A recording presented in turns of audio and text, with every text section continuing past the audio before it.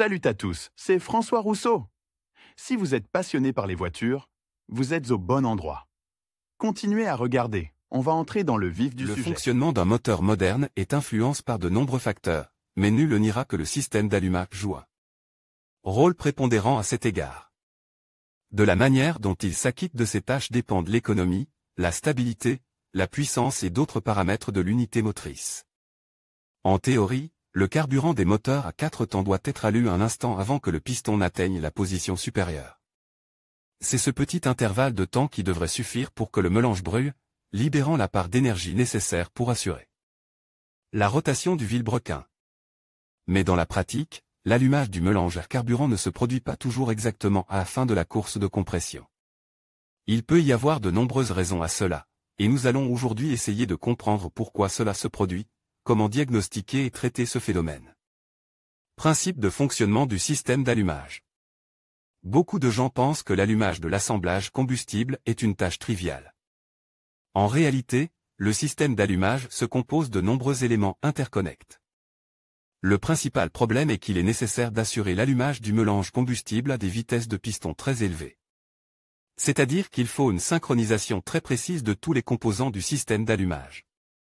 Les systèmes modernes d'allumage sans contact fonctionnent selon le schéma classique, où le moment de l'allumage du mélange comprime est déterminé par la position du vilebrequin.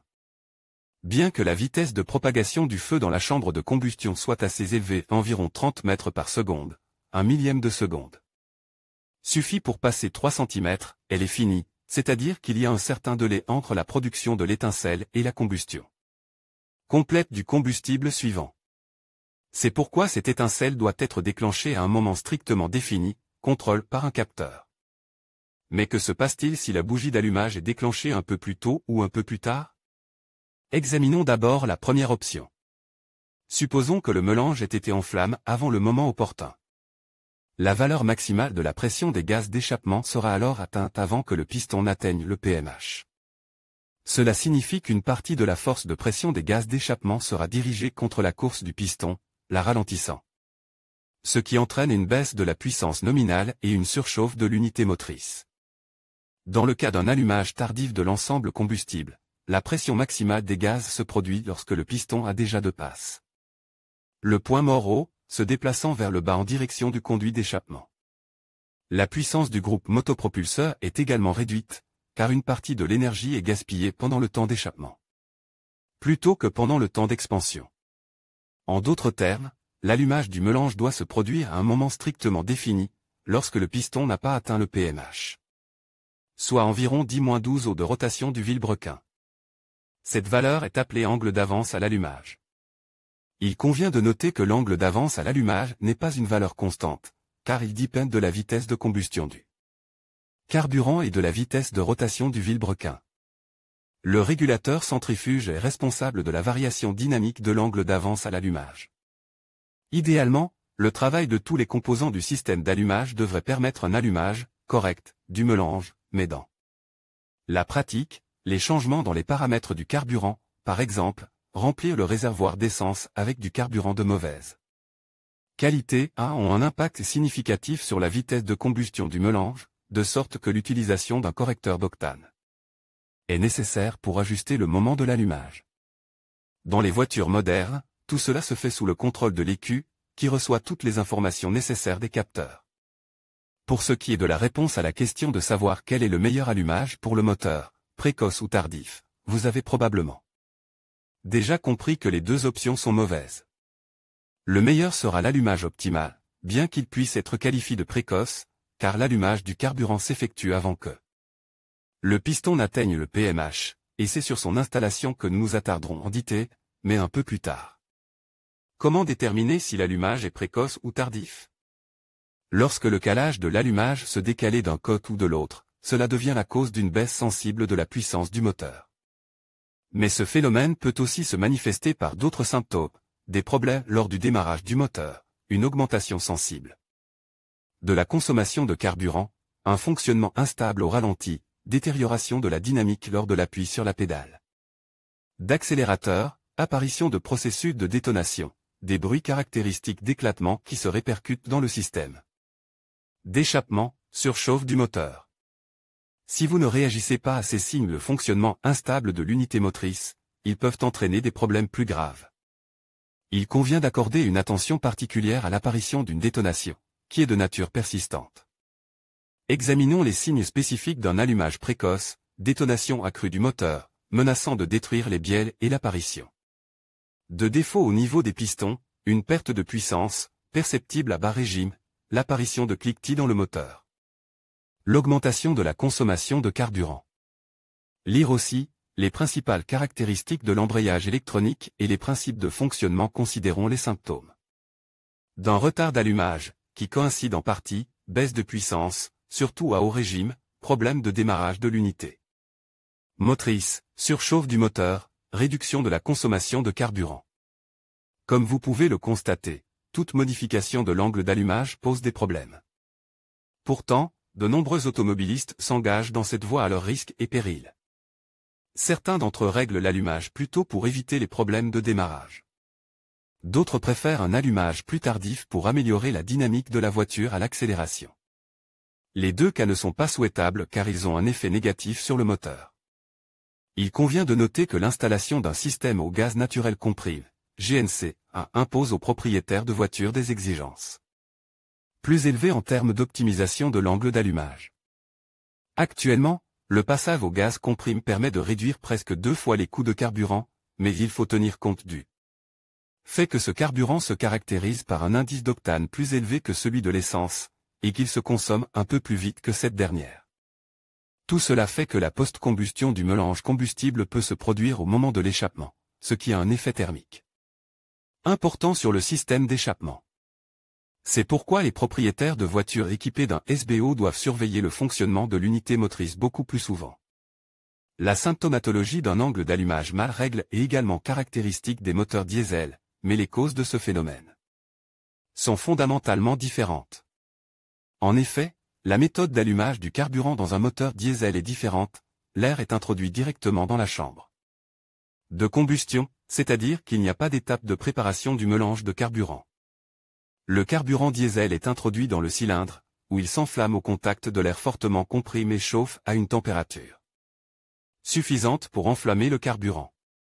Le réglage du temps d'allumage tardif, précoce consiste à régler précisément le temps d'injection du carburant au moment où le piston passe la MPT. L'élément principal du système d'allumage des moteurs diesel est une pompe à carburant à haute pression, qui est responsable de l'injection optimale du carburant. Quel est le danger d'un mauvais réglage de l'allumage?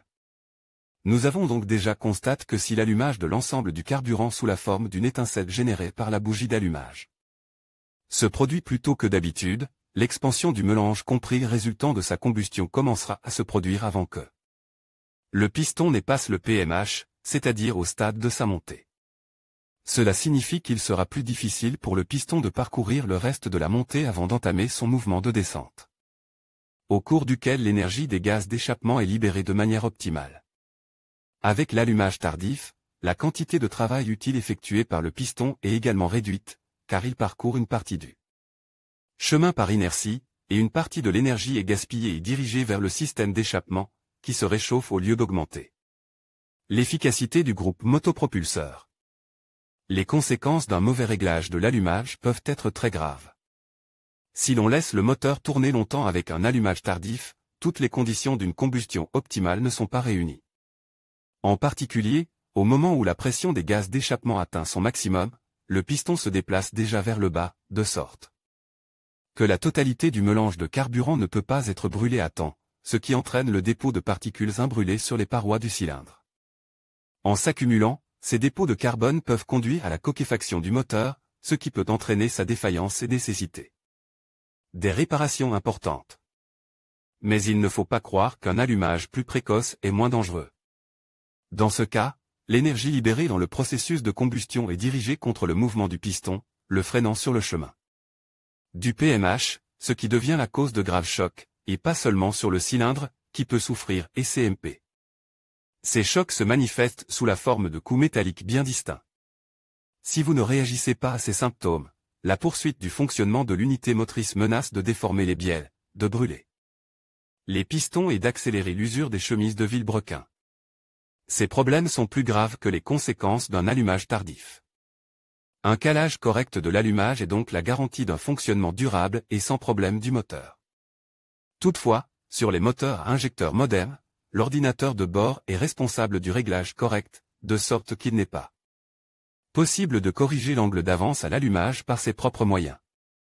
La seule possibilité en cas de problème est de recharger l'écu ou d'introduire des informations correctives dans l'unité de contrôle. Vous vous demanderez pourquoi l'électronique permet des défaillances dans l'allumage. Il y a des raisons objectives à cela. Le fait est que le réglage de l'allumage est effectué sur la base des données fournies par de nombreux capteurs. Sur la base de ces informations, le calculateur détermine dans quel volume et à quel moment il faut alimenter la chambre de combustion. En carburant et en air, ainsi que le moment où il faut produire une étincelle pour enflammer le mélange.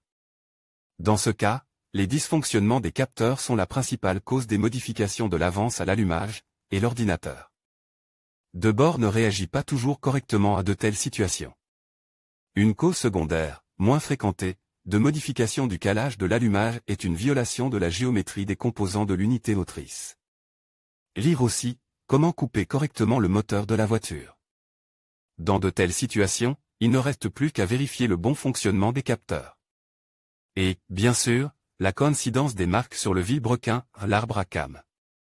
Toutefois, sur les premières versions de moteurs à injecteurs, le calculateur n'est responsable que du fonctionnement du système D.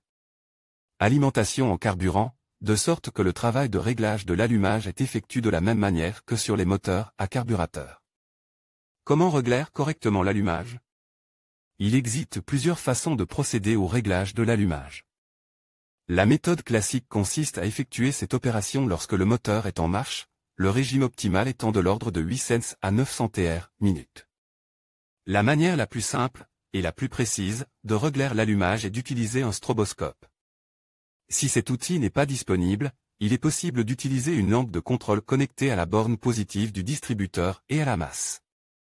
Algorithme de réglage de l'allumage sur le véhicule domestique, classique, à l'aide d'un stroboscope, faire chauffer le moteur à la température de fonctionnement, brancher le stroboscope sur l'alimentation de bord, dévisser l'écrou qui maintient le couvercle. Du disjoncteur distributeur, connecter le capteur de signal au fil bébé du premier cylindre, s'il y a un correcteur de dépression, il est nécessaire d'en retirer le tuyau et de le brancher de n'importe quelle manière, orienter le faisceau du stroboscope vers la poulie. Du vilebrequin, démarrez le moteur, faites tourner le carteur de distribution, assurez-vous que le distributeur est réglé dans une position où le repéré de la poulie est opposé au repéré de la distribution. Une fois que c'est fait, serrez l'écrou de retenue. Comme vous le voyez, rien de compliqué. Si vous ne disposez pas d'un stroboscope, vous pouvez utiliser une lampe de contrôle. Dans ce cas, tournez le vilebrequin jusqu'à ce que le repéré de la poulie coïncide avec le repéré de la distribution. Lorsque la coïncidence s'est produite, assurez-vous que le curseur du disjoncteur du distributeur est orienté vers le fil de la bougie d'allumage provenant du premier cylindre. Desserrez l'écrou de culbuteur. Branchez l'ampoule sur le fil allant de l'embrayage à la bobine, mettez le deuxième contact de l'ampoule à la masse. Mettez le contact et recommencez à faire tourner le corps du trampoline. Saisissez le moment où l'ampoule s'éteint, la rotation se fait dans le sens des aiguilles d'une montre. Tournez ensuite lentement le galet dans le sens inverse pour déterminer le moment exact où l'ampoule s'allume, et c'est dans cette position que vous serrez l'écrou de blocage du galet. Il existe cependant des moyens de régler l'allumage anticipe sans utiliser d'ampoule ou de stroboscope. Par exemple, en sélectionnant manuellement l'angle auquel l'unité motrice fonctionnera de la manière la plus stable. Notez que c'est la méthode la plus simple, mais que sa précision laisse à désirer. L'algorithme de travail est le suivant: démarrez le moteur, desserrez l'écrou du distributeur, tournez lentement le corps du levier. Tout en écoutant le fonctionnement du moteur, si vous avez trouvé la position dans laquelle le moteur fonctionne le mieux et que le régime est maximal, il ne reste plus qu'à tourner le distributeur un peu plus dans le sens des aiguilles d'une montre, littéralement de quelques degrés, et à le fixer avec un écrou. La méthode d'installation de l'allumage, par étincelle, nécessitait l'alignement des repères, comme décrit précédemment, le repéré du curseur doit être orienté vers le fil bébé du premier cylindre. Desserrez l'écrou du tremblay, déconnectez le fil central de son couvercle. Placez le contact de ce fil près de la masse, pas très près, mais à une distance d'environ 4 à 5 mm, et mettre le contact Nous tournons le tremplé d'environ 20 tours dans le sens des aiguilles d'une montre et commençons à le tourner lentement, avec précaution. Dans la direction opposée. Saisissez le moment de l'étincelle entre le contact du fil bébé et la masse. Fixez le capuchon du distributeur.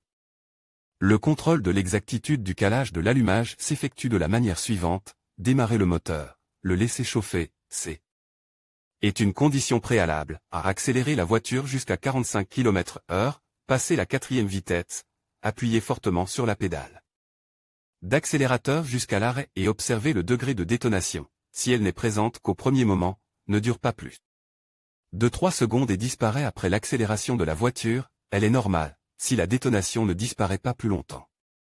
Il s'agit d'un allumage précoce. Lorsque les phénomènes de détonation sont absents, il s'agit d'un allumage tardif. Dans les deux derniers cas, le réglage est répété jusqu'à l'obtention de résultats satisfaisants.